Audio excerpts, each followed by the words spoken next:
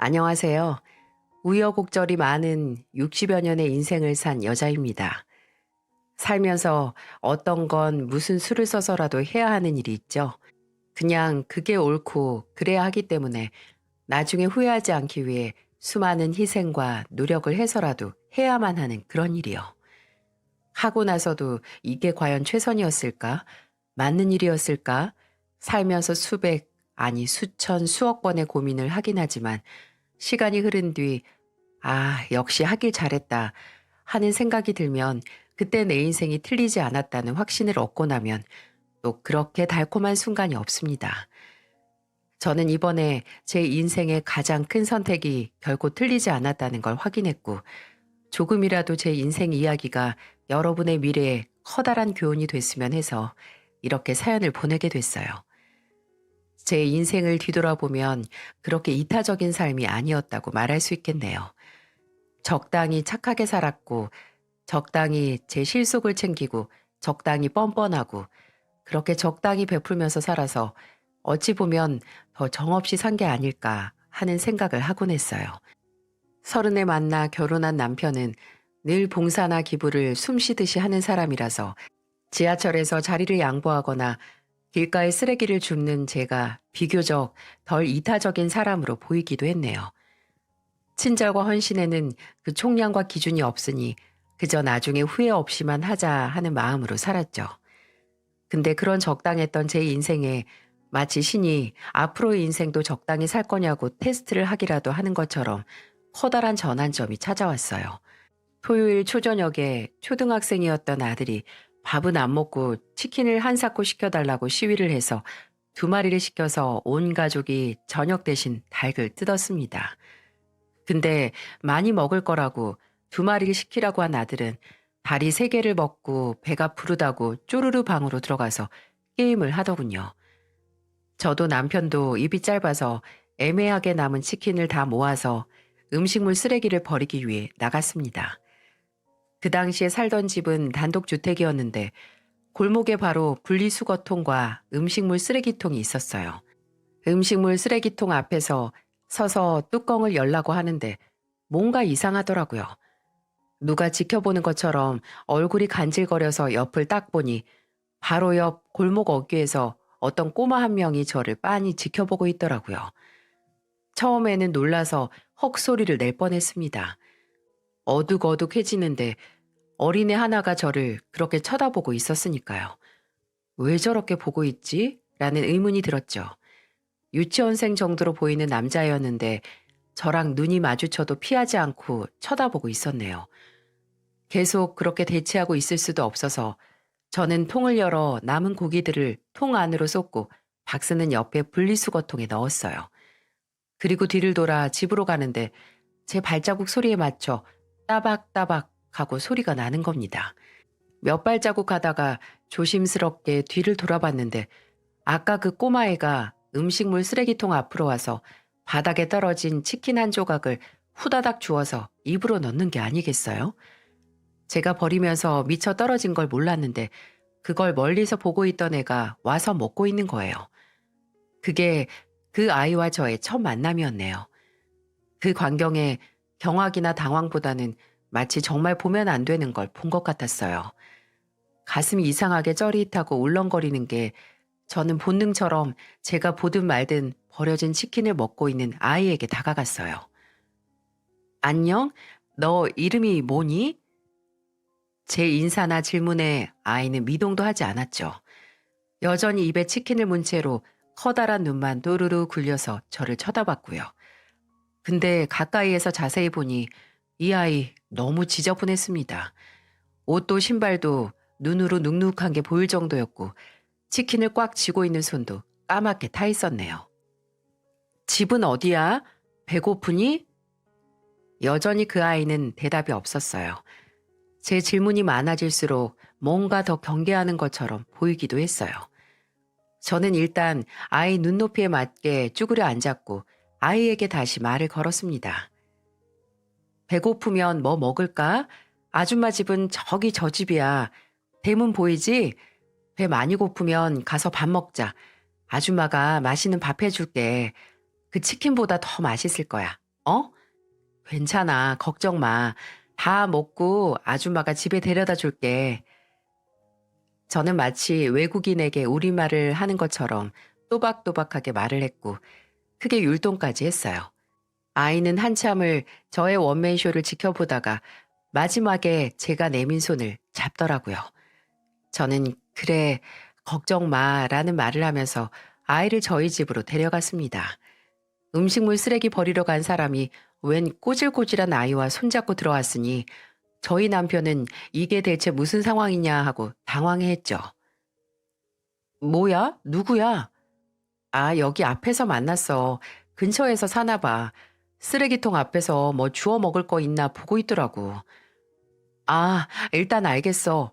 근데 씻기는 것부터 해야겠는데? 내가 씻길게. 그럼 씻기면서 이름이랑 나이도 한번 물어봐봐.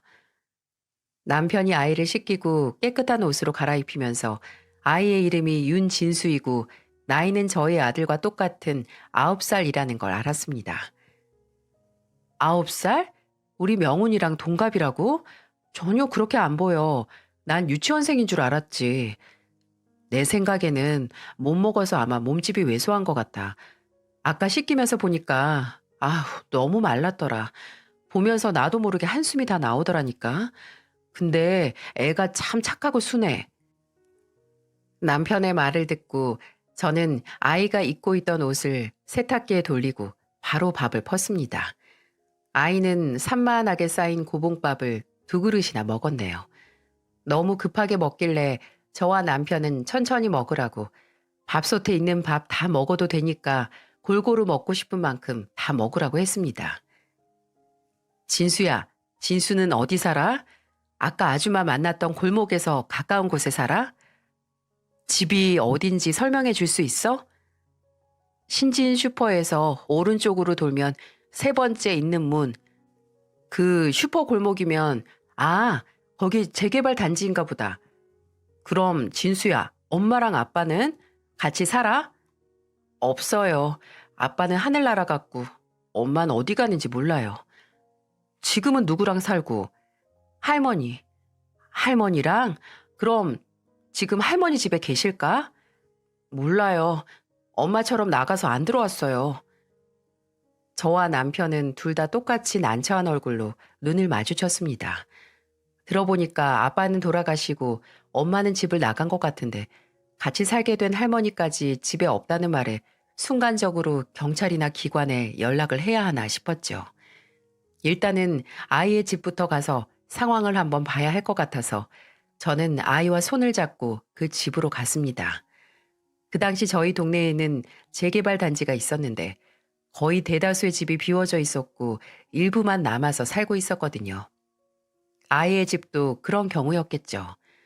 아이의 손에 이끌려간 집은 상상보다 상태가 더 나빴습니다. 일단 전기나 가스가 안 들어오더라고요. 아이는 너무 자연스럽게 작은 현관 앞에 있는 커다란 손전등을 켜서 집 안으로 들어갔어요. 한여름인데 축축하고 서늘한 공기가 집안 전체에 돌아서 등에 소름이 돋을 정도였네요. 정말 집은 며칠 동안 아이 혼자 있던 게 분명했어요. 냉장고는 텅 비어져 있고 생활감이라고는 찾아볼 수 없었기 때문이었죠. 상황을 다 보고 나서 이 집에 아이를 혼자 두고 나오는 건 아무래도 안 될 것 같아서 근처에 너부러진 고지서 봉투에 동네 이웃입니다. 진수가 혼자 있는 게 위험할 것 같아서 저희 집에서 잠시만 맡겠습니다. 집에 돌아오신다면 연락 주세요. 라고 적고는 제 전화번호와 집 주소를 마저 적고 진수와 함께 그 집에서 나왔어요. 아이와 더 대화를 한 후에 아이의 할머니께서 동네에서 폐지를 줍는 일을 하는 걸 알았어요.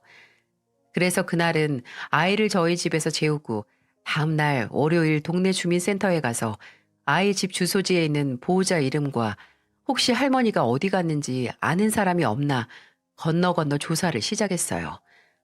그렇게 반나절 끝에 이틀 전에 동네 골목에서 폐지 리어카와 자동차가 충돌을 해서 사고가 났고 그 리어카 주인이 바로 아이의 할머니라는 걸 알아냈네요.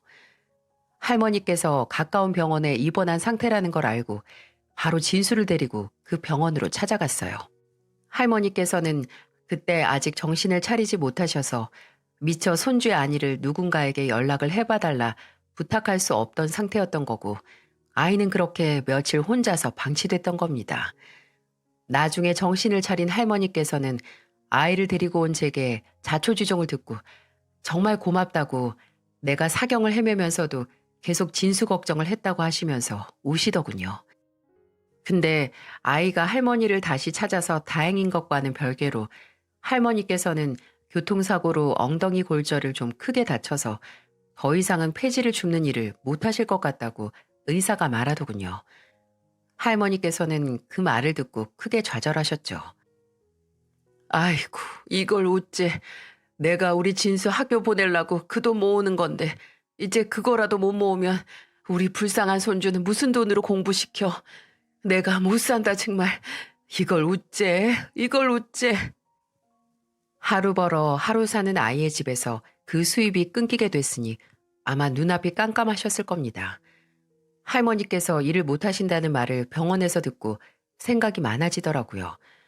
몸이 나으신다고 해도 당장은 할머니께서 받으신 사고 합의금으로 어찌어찌 살 수 있겠지만, 아직 9살인 손주를 혼자서 키운다고 생각하면 그 합의금이 충분하지 않았으니까요. 저는 남편과 긴 대화를 나눴습니다. 근본적이지 못해도 좀 진수가 살기 편하게 도움 줄 수 있을까? 당신 진짜 진수한테 빠졌구나. 어디서 마음이 그렇게 약해진 거야? 애가 딱하잖아.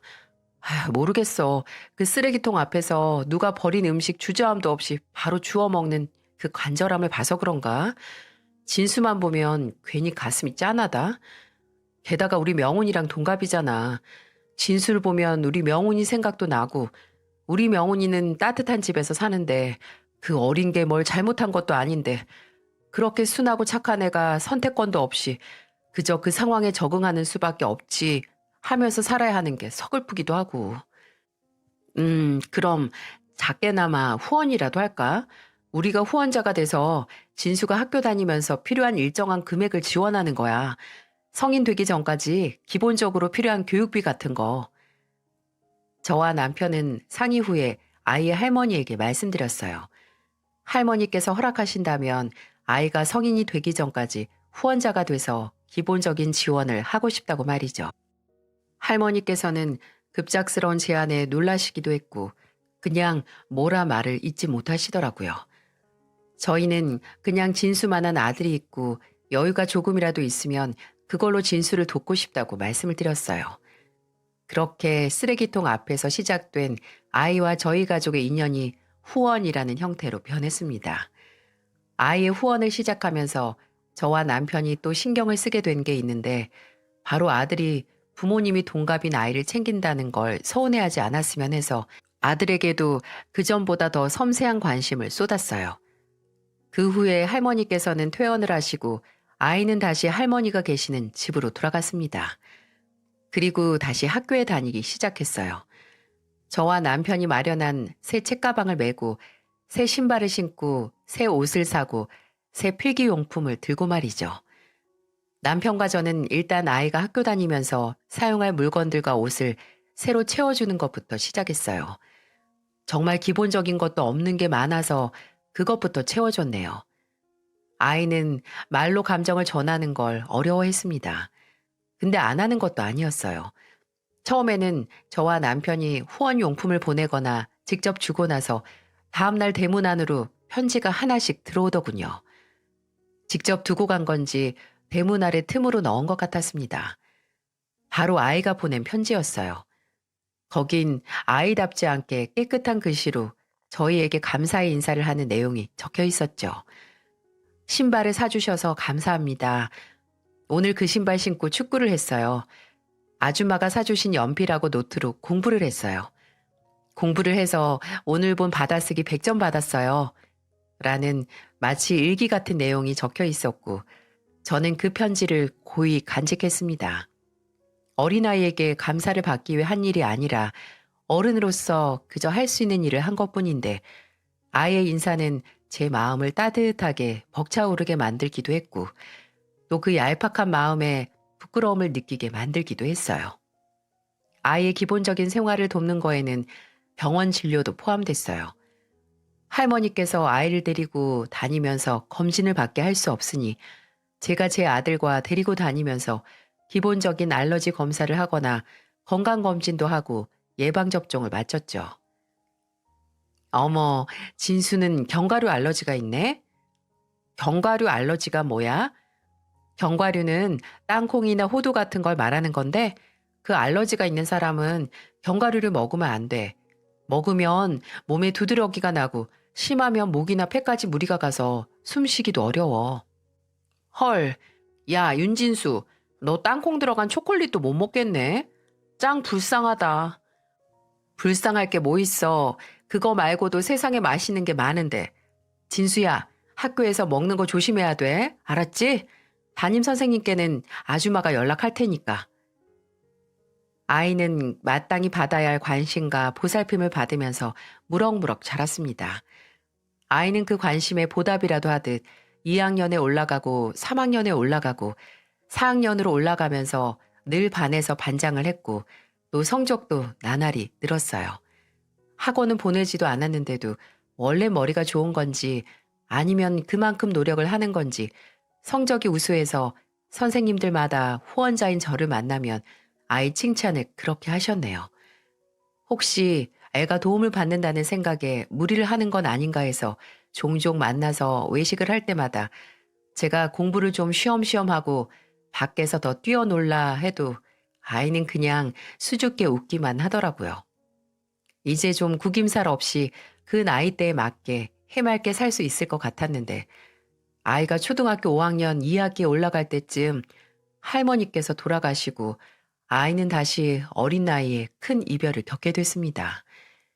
할머니께서는 돌아가시기 전 혼자 두고 가는 손주가 끝내 마음이 밟혀서 원래 제게 다른 부탁 하나 하지 않으시던 분이 제 손을 꼭 잡고 말씀을 하셨네요. 내가 우리 미애 씨한테 너무 고마운 게 많아요. 내가 그동안 빚을 많이 졌어. 우리 진수가 요새 웃고 사는 게 다 우리 미애 씨 가족 덕분이에요. 아휴, 우리 불쌍한 진수. 내가 매일같이 나 죽으면 어떻게 하나 늘 걱정하고 있어요. 애미 애비도 없이 혼자 남은 진수. 그나마 이 헬미가 가족이라고 서로 의지하면서 살았는데 미애 씨, 이 늙은이가 염치도 없이 딱 하나 부탁할 게 있어요. 우리 진수, 제발 나 죽어서도 외롭지 않게 해줘요. 내가 이렇게 부탁할게요. 나중에 아이의 할머니 장례식이 끝나고 그 말을 곰곰이 생각해 봤어요. 지금 내가 순간의 감정에 휘둘리는 게 아닌가, 충동적인 선택이 아닐까 하고요. 그리고 남편에게 말을 꺼냈죠. 아이를, 진수를 아예 양자로 들여오는 게 어떨까 하고요. 남편 또한 제가 말하기 전에 혼자 생각을 하고 있었더라고요. 그게 맞는 거라고 생각을 했어요. 이미 아이의 후원을 시작할 때부터, 아니, 집에 들이고 씻겨서 배를 채워줬을 때부터 그저 가벼운 마음으로 일회용적인 도움을 주려던 게 아니었거든요. 그날 아이를 저희 집에 들였을 때 아이는 저희 부부의 마음으로 들어온 겁니다. 하지만 그게 맞는 일이라고 해도 일단 입양을 하기 전에 생각해야 할 게 너무 많았어요. 일단 아이가 저희와 한 가족이 되는 걸 원할지 알아야 했고 또 저희는 아들의 의견도 들어야 했으니까요. 저희 아들은 아이와 친하진 않았거든요. 오히려 조금 무시하는 경향이 있어서 제가 매번 주의를 줬었으니까요. 다행히 혼자 남은 아이에게 앞으로 저희 가족이 돼서 살고 싶은지 물어봤을 때 아이는 그러고 싶다고 조심스럽게 대답하더군요. 원치 않는다면 호칭을 엄마나 아빠라고 안 불러도 된다고 했지만 꽤 쉽게 저와 남편을 엄마 아빠라고 부르기도 했고요. 문제는 저희 아들이었습니다. 처음에 입양 얘기를 꺼냈을 때 아들은 크게 문제를 삼지 않았어요. 제가 아이가 이제 가족으로 들어올 건데 괜찮겠냐, 네 생각은 어떠냐고 물었을 때 그냥 어깨를 으쓱거리면서 모른다고 알아서 하라고 했던 게 아들이었거든요. 생일로 치면 아이가 아들보다 생일이 좀 빠르긴 했는데 제가 괜히 형 동생까지 할 것 없이 그냥 서로 이름으로 부르고 친구처럼 지내라고 했거든요. 근데 아들은 종종 아이를 굴러 들어온 돌이라고 하며 돌멩이라고 불렀습니다. 남편은 그 말을 들을 때마다 무섭게 아들을 혼냈어요. 남편과 저 둘 다 갑자기 세 식구가 그것도 같은 나이의 동급생과 형제가 돼서 혼란스럽고 불만 있는 아들의 마음을 이해했어요. 아들에게 네가 아직 마음의 준비가 안 됐다면 진수를 가족으로 생각 안 해도 된다. 천천히 받아들이기 위해서 다 같이 노력해 보자고 했고요. 아이에게도 아들이 아직 마음의 준비가 안 된 것 같으니 시간을 길게 잡고 가까워지자고 말하기도 했죠. 아이는 그 때문에 집에서 더 눈치를 보게 됐지만 아들은 더 아나무인이 되는 것 같았습니다. 그저 시간이 치료를 해줄 거라고 생각했어요. 저도 남편도 아이들과 대화를 많이 하고 노력하면 언젠가 아들도 아이를 가족으로 받아들이고 정말 한 가족이 될 수 있을 거라고요. 근데 정말 처음으로 아이를 양자로 입양한 게 잘못된 선택이 아니었을까 하는 고민을 하게 된 사건이 터졌어요. 아들과 아이가 중학교 2학년에 올라갔을 때 학교로부터 연락을 받았어요. 아들이 학교 폭력의 가해자이고 또 아이가 학교 폭력의 피해자가 됐다고 말이죠. 처음에는 그 둘이 연관 있는 사건이라고 생각을 못했어요. 근데 알고 보니까 아들이 학교에서 아이를 괴롭혔다고 하더라고요.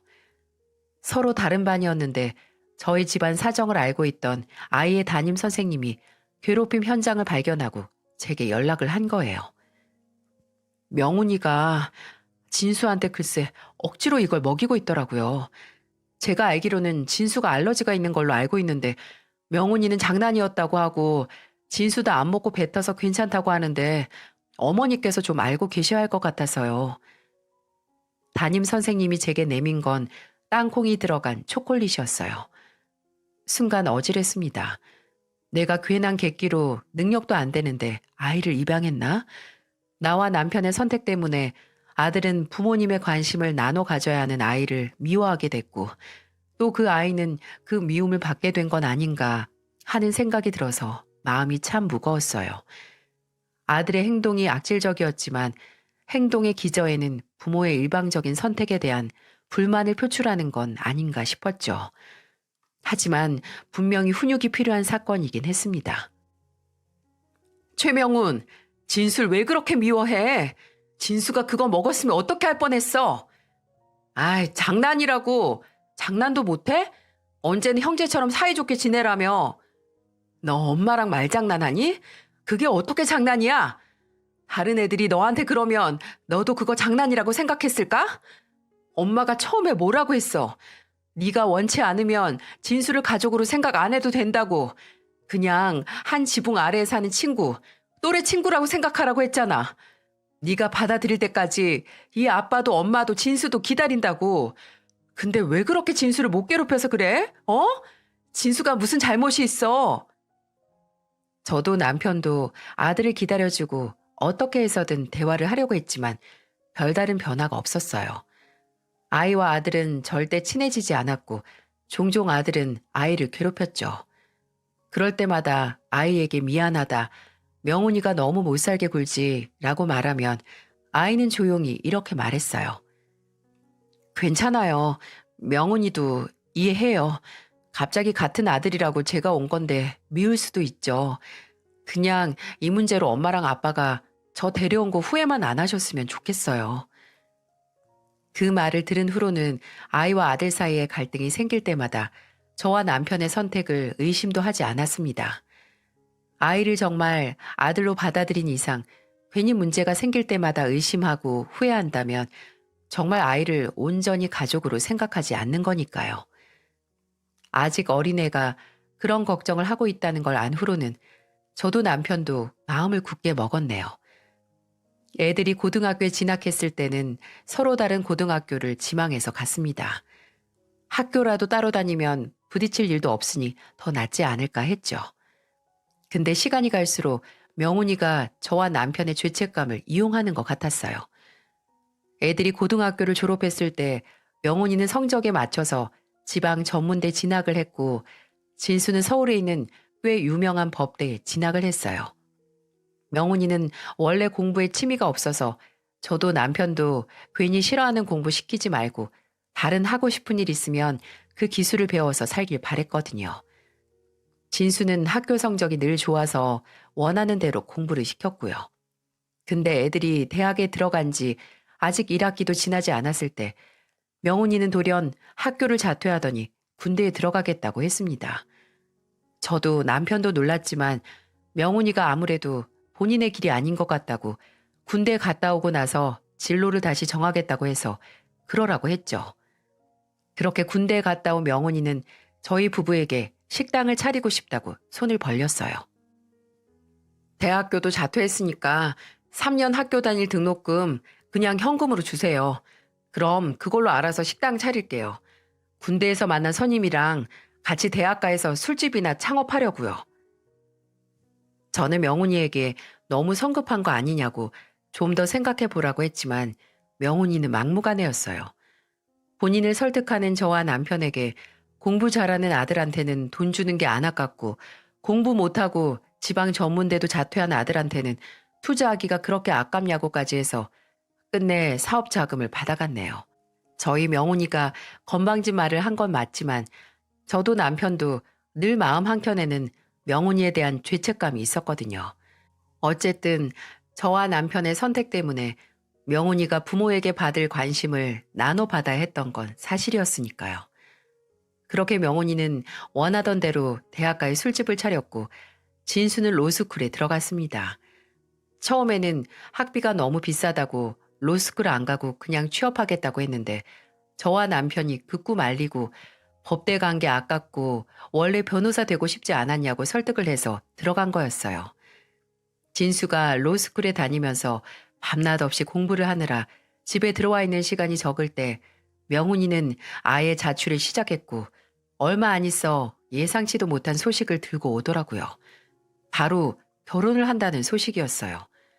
본인 술집에서 알바하던 알바생인데 연애를 한 지 반년 정도 됐고 이번 연도에 결혼을 한다는 말이었죠. 그렇게 순식간에 결혼까지 하더니 결혼하고 나서 몇 달 안 가 임신까지 하더라고요. 속전속결로 후다닥 해치우는 명훈이 덕에 나이 50에 할머니 소리를 듣게 됐네요. 하지만 며느리도 손주도 참 예뻤습니다. 어린 며느리가 애틋하기도 했고 어린 만큼 질문도 많고 모르는 것도 많아서 귀엽기도 했고요. 근데 그 어리숙함이 끝내 독이 되더군요. 처음에는 그 미숙함이 그저 그 나이 때 어련히 나아지겠지 하고 넘어갈 만한 일이라고 생각을 했는데 그건 나이에서 오는 미숙함이 아니라 그냥 며느리의 타고난 성격이더라고요. 며느리에게 먼저 연락을 받는다던가 시댁에 자주 오길 바라는 건 한 번도 없었습니다.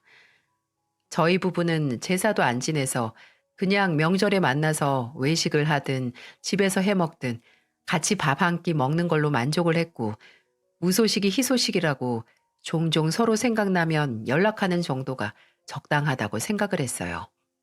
근데 하루는 며느리가 그 전에 저희 집에서 갓김치를 먹고 너무 맛있다고 친정 어머니가 갓김치를 정말 좋아하신다고 하더라고요. 저희 집도 사 먹는 김치였는데 김치를 새로 주문하러 갈 때 그 김에 사돈댁에도 보내려고 며느리에게 주소를 묻기 위해 전화를 했네요. 근데 전화가 안 되더라고요. 2번 정도 했는데 안 받길래 그냥 문자로 그 김치 주문하러 가는데 사돈댁 주소 좀 문자로 남겨주렴 하고 보내놨습니다. 근데 그날 밤 명훈이에게서 전화가 왔어요. 엄마, 오늘 미니한테 전화했어요? 어? 그래, 했어. 미니 친정 주소 좀 물어보려고. 아, 엄마, 미니한테 전화 좀 하지 마세요. 미니가 엄마 전화만 오면 가슴이 떨린다고 하잖아요. 부담스럽다고. 뭐? 아니, 내가 몇 번을 했다고 그래? 그리고 내가 평소에 미니한테 전화를 하면 얼마나 한다고? 오늘 한 것도 거의 몇 주 만에 한 것 같은데. 근데 미니가 왜 엄마가 부재중 전화 남겼다고 치를 떨어요? 아, 아무튼 미니한테 연락 좀 작작하세요, 진짜. 엄마도 시어머니라고 시집살이 하는 거예요? 그저 시자만 들어가면 뭐든 싫다는데 그게 이런 건가 봅니다.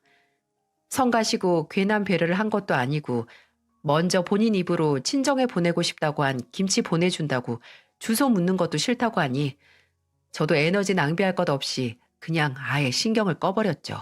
어처구니가 없는 게 나중에 또 그 김치 보내달라고 따로 연락 온 거 아시나요? 참나.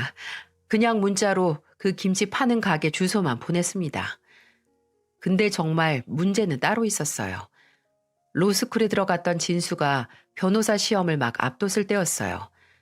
저도 남편도 큰 시험을 앞둔 진수 걱정에 매일 기도하는 마음으로 예민해져 있었는데 그때쯤 명훈이가 저희 부부에게 손을 벌리는 게 늘어만 가더라고요.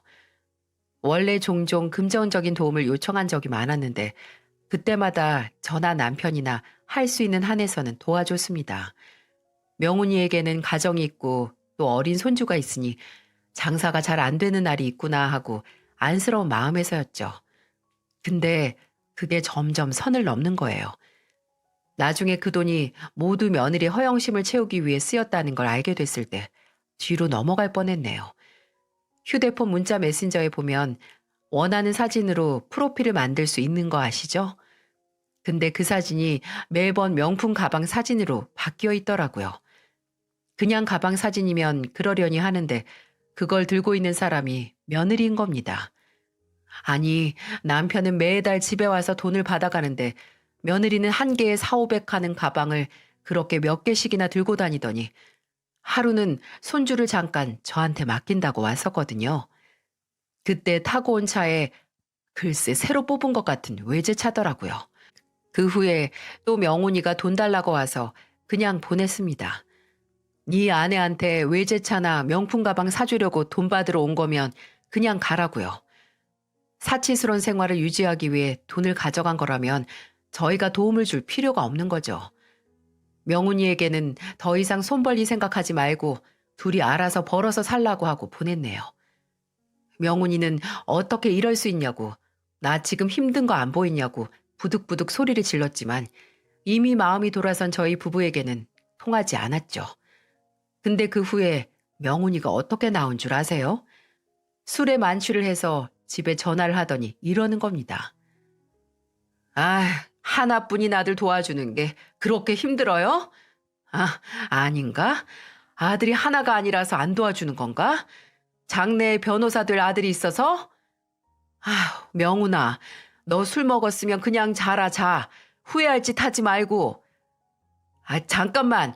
끊기만 해요? 네?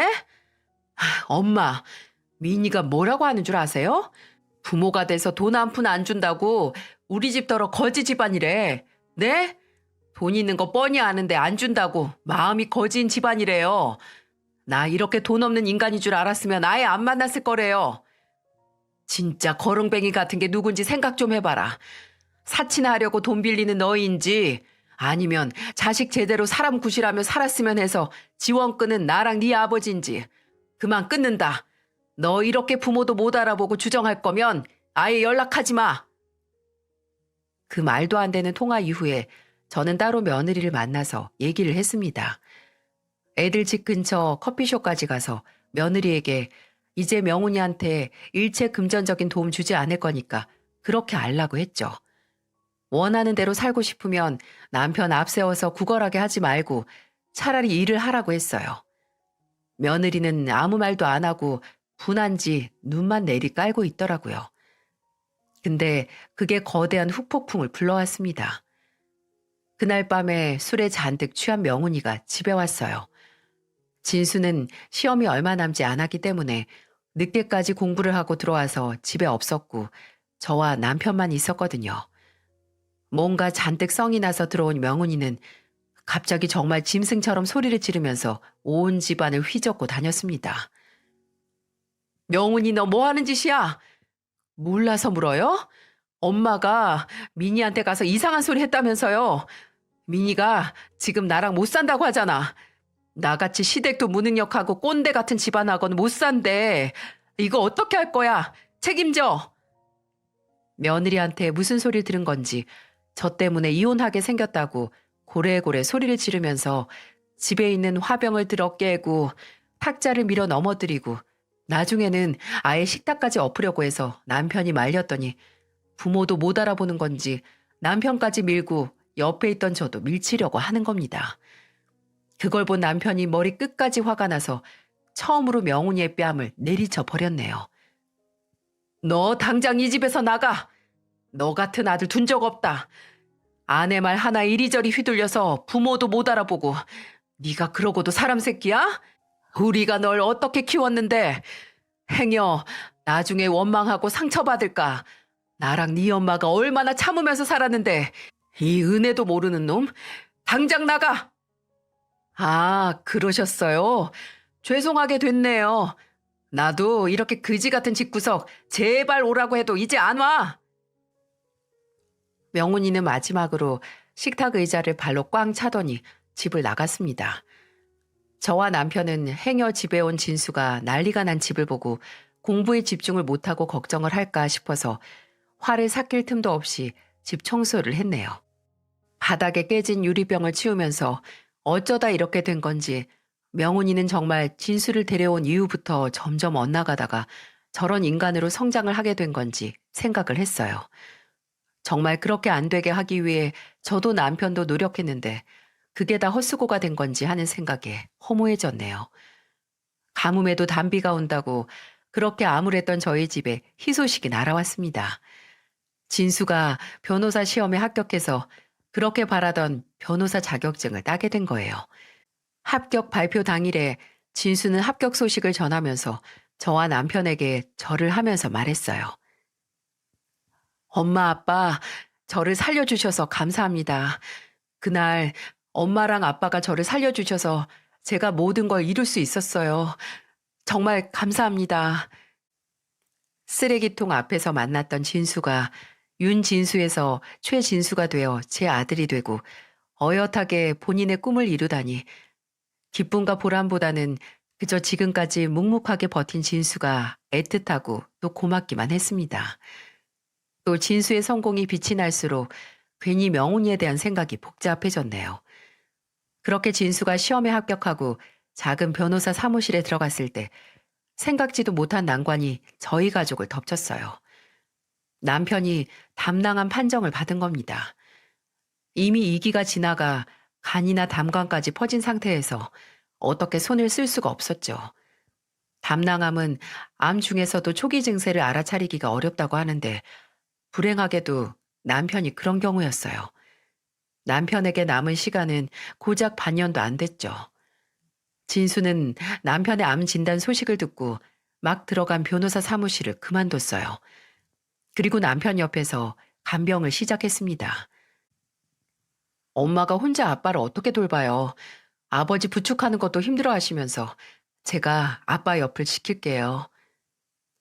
진수도 저도 남편 옆에 꼭 붙어서 조금이라도 더 남편의 고통을 덜어주기 위해 뭐든 했고 조금이라도 같이 시간을 보내면서 좋은 기억을 남기기 위해 노력했어요. 남편의 컨디션이 좋은 날에는 밖으로 나가기도 했고 컨디션이 안 좋아지면 진수가 남편을 업고 다니기도 했죠. 남편은 그해 겨울에 세상을 떠났습니다. 남편은 절대 후회가 없다고 진수 변호사 되는 거 보고 가서 다행이라고 했고 제게 고맙다고 제가 그간 남편의 삶을 완성시켰다는 말을 하고 눈을 감았죠. 명훈이도 남편의 장례식에 참석해서 자리를 지켰습니다. 마지막에 실망스러운 모습만 보인 게 생각이 나는지 후회하는 게 많은 복잡한 표정으로 말이죠. 근데 그래서 표정이 복잡한 게 아니었어요. 명훈이는 그때부터 계산을 하고 있었는지도 모릅니다. 장례식 후에 집에서 남편의 물건을 정리하면서 명훈이에게 따로 아버지 물건 중에서 갖고 싶은 거 있으면 와서 가져가라고 문자를 남겼었거든요. 그 문자를 받고 집에 온 명훈이가 바란 건 생전 남편이 읽던 책이나 분신처럼 가지고 다니던 안경, 쓰던 로션 냄새가 짙게 밴 손수건도 아니었어요. 아빠 재산이랑 보험금 나온 거 윤진수 그 자식한테도 줄 거예요? 아니죠? 무슨 소린가 했습니다. 아직 생전 작게 무역회사를 해서 재산을 모은 남편의 돈을 어떻게 할지 생각도 안 하고 있었는데 명훈이가 집에 온 이유는 바로 그 재산을 지가 보기에 굴러들어온 진수에게 조금이라도 갈까봐 무서워서 찾아온 거였어요. 윤진수가 아니라 최진수야. 그리고 아직 생각도 안 하고 있었어. 아직 내가 살아있는데 왜 벌써 재산을 나눠줘? 또 돈 얘기할 거면 차라리 오지 마라. 그게 엄마 재산도 아니잖아요. 나도 받을 권리 있다고. 보험금이라도 나눠주든가. 저는 그대로 명훈이를 쫓아냈어요. 줄 돈 하나도 없다고 돈 얘기 너한테 할 만큼 했으니 두 번 다시 하지 말고 할 거면 아예 오지도 말라고 소리를 지르면서 쫓아냈어요. 근데 명훈이는 끈질겼어요. 당장 돈에 눈이 먼 괴물이 된 것 마냥 집에 찾아와서 저를 위협하는 일이 잦아졌어요. 경찰을 부른다고 해도 부르라고 아주 배짱을 부리는데 그러다가 끝내 제게 폭력까지 쓰더군요.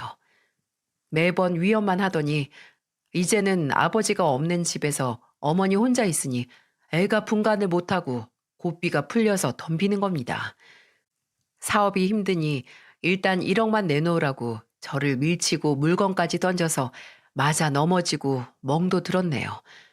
다음에 올 때까지 보험금 현금으로 준비하라고 으름장을 놓고 가는데 저게 내 배 아파 낳은 자식이 아니라 악귀 같은 빚쟁이 같다는 생각에 어찌나 서러운지 바닥에 명훈이가 던진 물건을 주워 정리를 하고 있는데 그때 마침 진수가 집으로 들어오는 겁니다. 제가 마중을 나가면서 살짝 발목을 절었는데 집으로 들어오던 진수의 얼굴이 굳더군요. 엄마, 왜 그래요?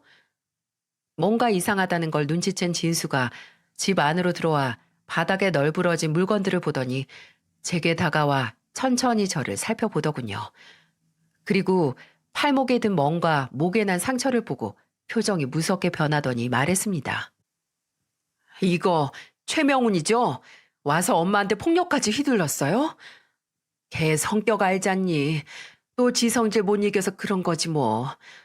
엄마, 걔 고소해요. 네? 가정폭력으로 고소해서 더는 엄마한테 이런지 못하게 하자고요. 뭐? 고소를? 제발 제 말 좀 들어주세요. 걔는 돈 받기 전까지 계속 올걸요? 그리고 그걸로도 만족 못해서 매번 또 아버지 재산 거덜낼 때까지 이직 계속할 거고요. 어떻게, 어떻게 엄마를 이렇게 만들어요? 매번 제 핑계만 대면서 엄마랑 아빠 죄책감 건드리면서 지 이득만 챙긴 놈, 더는 가만히 못 둬요. 엄마, 저도 엄마 자식이잖아요. 아빠도 이제 안 계신데 제가 엄마 지킬 수 있게 해주세요. 그렇게 저도 더 이상 돈 가지고 폭력까지 휘두르는 아들을 두고 볼 수 없어서 진수의 말을 듣고 명훈이를 고소했습니다. 가정폭력과 폭행으로 말이죠. 그 당시 다시 변호사 사무실에 들어갔던 진수의 도움을 받아서 고소를 진행했어요. 근데 고소를 진행하면서 전혀 상상도 못했던 걸 알게 됐고 정신이 아득해졌습니다. 엄마, 오늘 고소장을 준비하다가 저희 사무실 직원이 알아낸 건데 명훈이 앞으로 구속 절차 진행 중인 게 있다고 하던데요. 걔 사기 혐의로 형사 고소된 게 3건이나 된대요. 2억 정도 되는 금액 사기를 쳤다고 하는데요. 알고 보니 제가 고소하기도 전에 먼저 감옥에 갈 위기더라고요.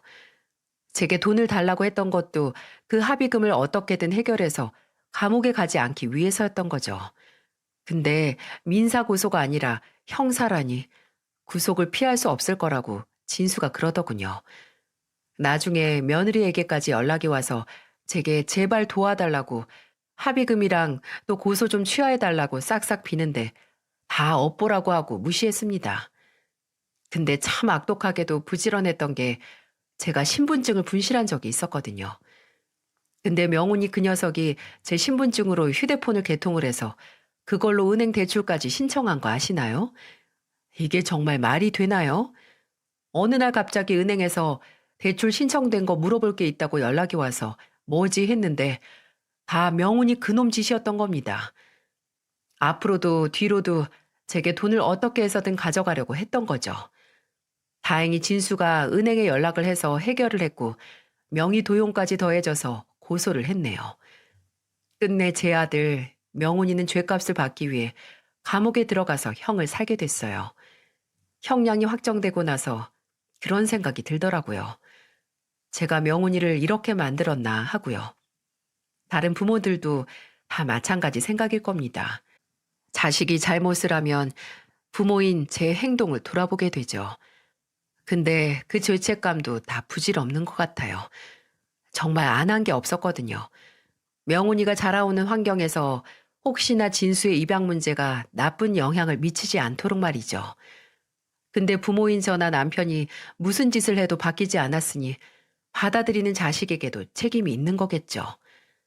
명훈이는 서른이 다 되도록 계속 제 죄책감을 이용해서 편하게 살려고 한 업보를 이제 받는 거라고 생각합니다. 그리고 부모로서 이제라도 아들이 명훈이가 정신을 차릴 수 있게 책임을 졌으면 하고요. 지금은 진수가 결혼을 한 후에 며느리와 함께 셋이 살고 있습니다. 처음 결혼한다고 같은 사무실에서 일하는 아가씨를 데리고 왔을 때 이제 정말 부모로서 내 역할은 거의 끝났구나 했거든요. 근데 갑자기 며느리 될 사람과 먼저 상의를 했는지 모시고 살겠다는 말을 꺼냈을 때는 놀라고 또 고마웠어요. 하지만 처음에는 거절했습니다. 근데 진수가 아니라 며느리가 얘기를 꺼내더군요. 진수 씨한테 지금까지 어떻게 살아왔는지 또 어떤 부모님 아래서 자랐는지 다 들었어요. 아마 어머님이 안 계셨더라면 저도 진수 씨도 아예 만나지도 못했겠죠. 진짜 같은 인간으로서 어머님이 존경스럽고 또 지금까지 진수 씨를 키워오시면서 마음고생도 많이 하셨을 거예요. 저는 진수 씨가 저랑 결혼을 하고 같이 살면서 어머님에게 받은 은혜를 다 갚았으면 좋겠어요. 진수 씨도 그래야 마음이 편할 거고 어머니께서도 받으실만 하니까요. 저는 어머니께서 부담스러워하지 마시고 우리 다 같이 살았으면 좋겠어요. 그 마음이 너무 예쁘고 또 감격스러워서 떠밀리는 척하고 아들네 부부와 같이 살고 있네요. 요즘 괜히 명훈이가 사고를 치고 고생을 시킬 때마다 진수의 입양이 과연 모두에게 맞는 일이었나 하고 고민했던 걸 후회하고 있습니다. 모든 사람을 만족시키는 선택은 세상에 없죠. 모두 같이 사는 입장에서 타협하고 양보하고 어떻게 해서든 접점을 맞춰가기 위해 노력을 해야 합니다. 그 과정에서 계속해서 불만만 가지고 본인의 실패를 정당화하는 게 문제인 거지 아예 그 전에 선택 자체가 문제인 건 아니니까요. 지금은 그저 그날 음식물 쓰레기통 앞에서 작고 마른 아이를 만났던 게 제 인생에 있어서 제일 큰 행운인 것 같습니다. 다음으로 잘한 일은 아마 남편을 만났던 거겠죠. 여러분은 아마 저를 미련하다고 생각하실지도 모르겠지만 저는 아직 명훈이를 포기하지 않았습니다. 그렇다고 먼저 다가가는 게 아니라 그냥 기다리려고요. 나중에 본인 죗값을 받고 사회에 나왔을 때 정신을 차리고 온다면 두 팔 벌려 환영할 거고 그래도 정신을 차리지 못했으면 그냥 서로 다른 길을 가는 거겠죠. 그저 부디 어리석은 제 아들 명훈이가 본인의 문제가 뭔지 알고 제발 상황 탓을 하지 않는 사람으로 변했으면 좋겠네요. 그날까지 저는 진수와 또 며느라이와 좋은 추억 쌓아가며 살아가려고 합니다. 제 이야기를 끝까지 들어주셔서 정말 감사합니다. 여러분께서도 부디 인생을 바꿀 만한 선택을 하시고 의심도 후회도 결코 하지 않으셨으면 합니다.